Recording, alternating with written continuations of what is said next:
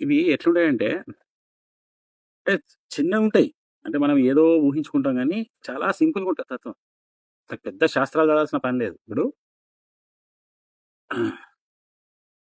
ఇందాక ఏం చెప్పా వాళ్ళు వారు చేయబట్టి, వీరు చేయబట్టి కాదు, నేను చేయబట్టి అని.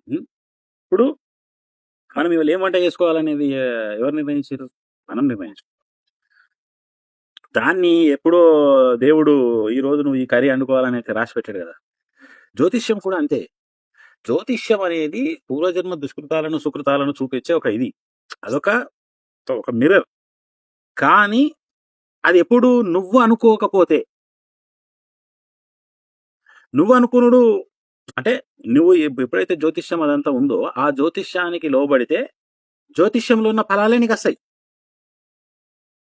మీకు అర్థమవుతుందా? అదే మీరు వార ఫలాలు చదవకండి. మీరు వార ఫలాలు చదవకండి, నెల ఫలాలు చదవకండి, ఈ ఏడాది పొడితే ఏం జరుగుతుంది మా రాశి వాళ్ళకని చదవకండి.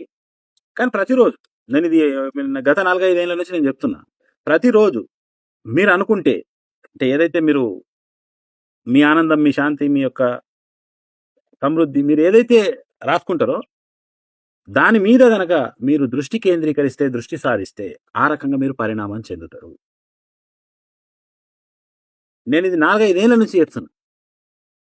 మనము దేనికి అంటే ఒక బౌండరీ ఉంటది కదా! దానికి ఫిక్స్ కావాల్సిన పని లేదు. దాన్ని నువ్వు మార్చవచ్చు.